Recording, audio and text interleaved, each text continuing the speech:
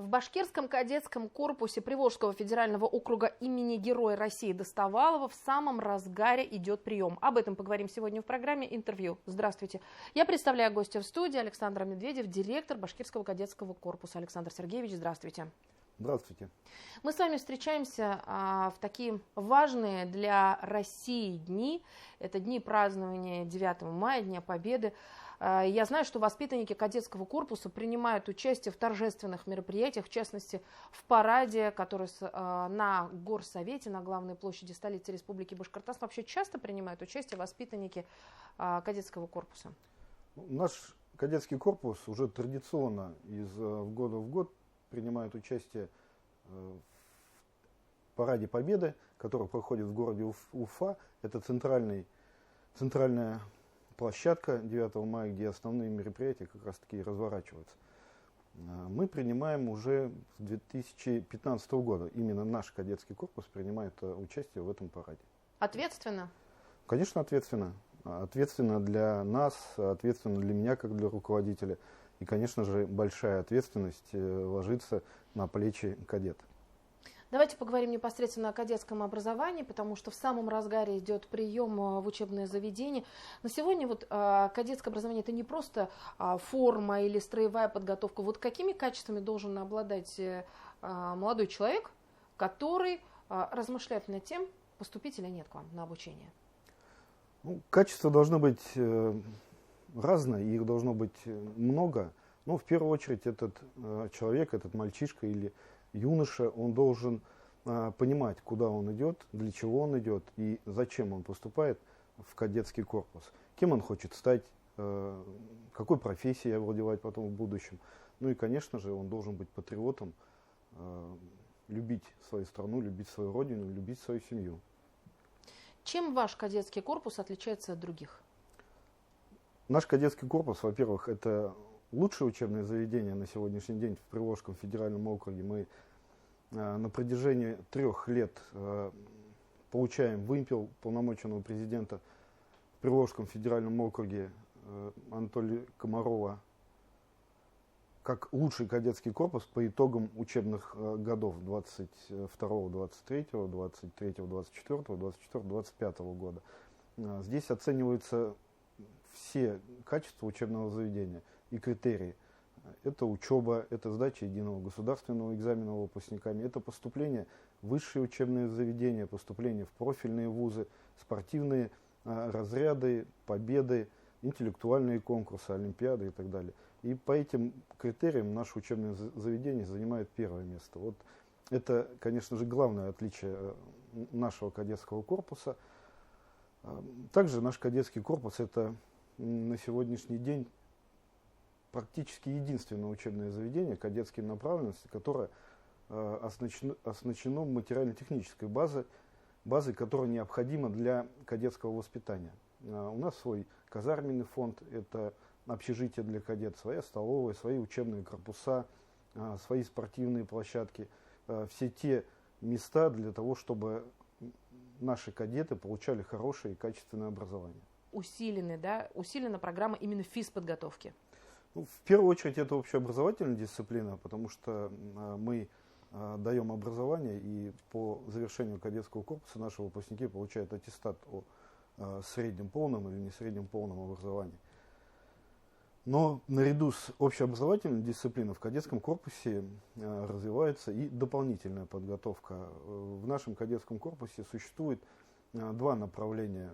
Направление по Министерству чрезвычайных ситуаций. Наши кадеты получают дополнительное образование, проходят программу, есть определенный план этой подготовки и уже на выпуске получают сертифицированное удостоверение спасателя-общественника. Плюс в нашем кадетском корпусе есть программа «Юный десантник». Это единственное учебное заведение, которое работает и обучает кадет по данной программе. В программу «Юный десантник» входит несколько дисциплин. Это теоретическая подготовка, практическая подготовка на земле и совершение непосредственно прыжка с парашютом в свободном падении, самолета. Все эти дисциплины как раз таки и отличают наше учебное заведение от обычной школы.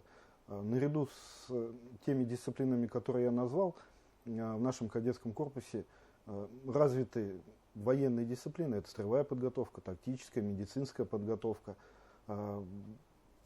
спортивные дисциплины. В кадетском корпусе работает около 15 спортивных секций разной направленности. Это футбол, волейбол, единоборство, самбо, армейский рукопашный бой. То есть ребенок по своей направленности может выбрать любую из секций. Ну и, конечно же, дисциплина. Это распорядок дня, это построение, четкое соблюдение тех требований, которые мы ставим перед нашими кадетами. Все это и отличает нас от обычной школы.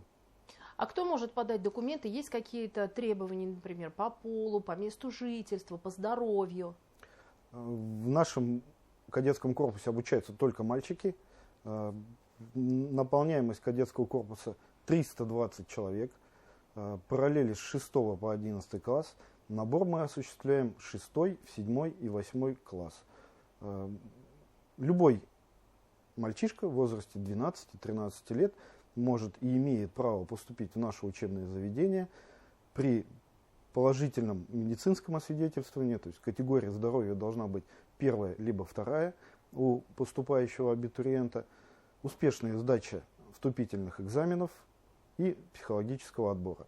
Вступительные экзамены у нас входят, это 6 класс русский язык, математика, физическая подготовка, 7 класс русский язык, математика, физическая подготовка и 8 класс русский язык, математика, физика и физическая подготовка. Прием заявления уже стартовал, я правильно понимаю? С 1 апреля у нас началась вступительная сессия.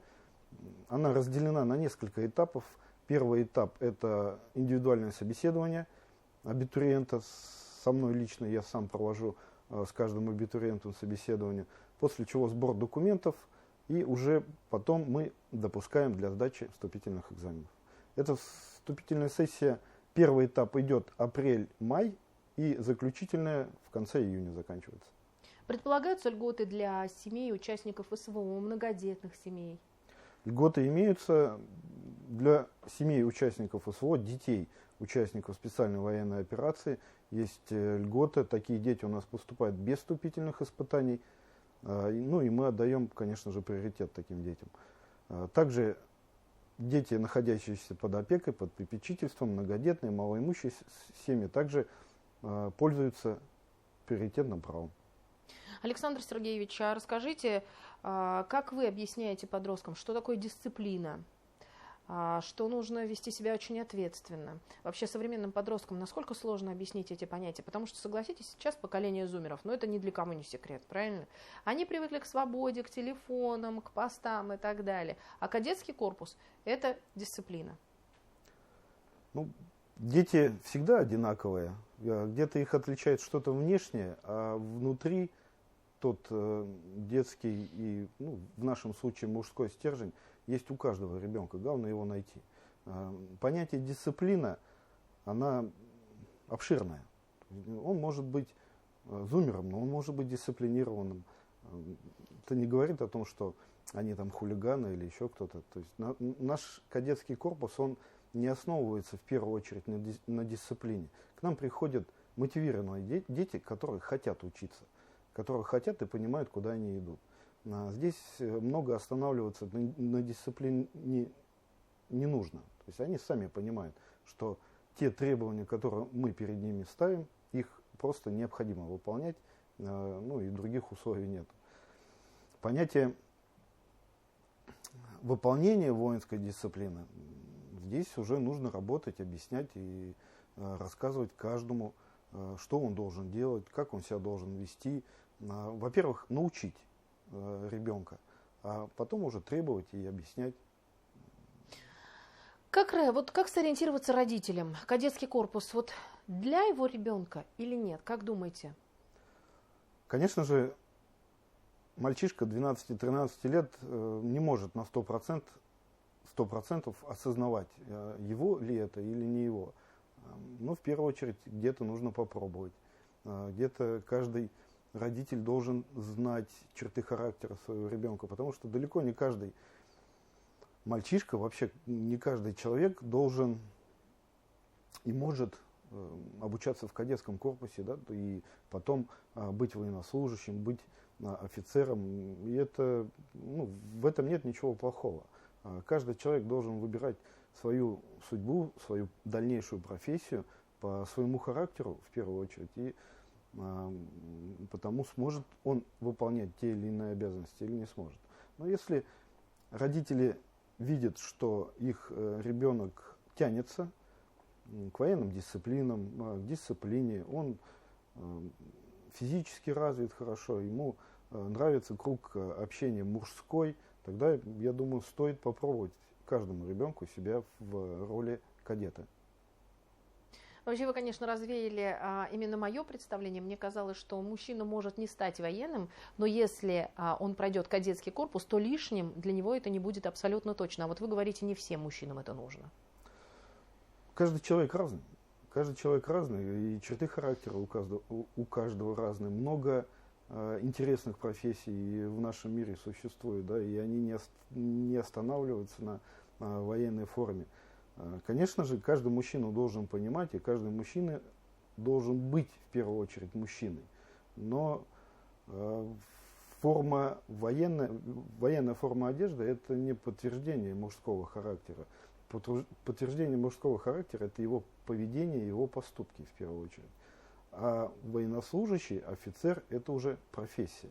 Профессия, которая заставляет служить своей родине. То есть это довольно-таки серьезная, ответственная, тяжелая работа, в первую очередь. Александр Сергеевич, спасибо огромное, что пришли сегодня к нам в студию, рассказали о том, как вы принимаете кадетов, по каким принципам живете. Давайте еще раз напомним нашим телезрителям, куда нужно обратиться. Буквально вот вкратце, какие документы нужно иметь, а может быть, можно зайти к вам на сайт. Конечно же, у нас есть сайт нашего кадетского корпуса, есть социальные сети, страница ВКонтакте, есть государственный паблик на мессенджере Макс. Каждый желающий может найти, в поисковике забить Башкирский кадетский корпус Приволжского федерального округа и обязательно наткнетесь на нашу страницу.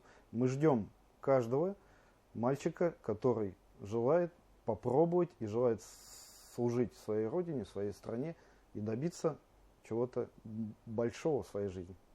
Спасибо огромное. Спасибо. Я напомню, это была программа интервью. На наши вопросы отвечал Александр Медведев. Это директор Башкирского кадетского корпуса Приволжского федерального округа имени Героя России Александра Достовалова. Я Роза Хабибуллина. Спасибо, что были с нами.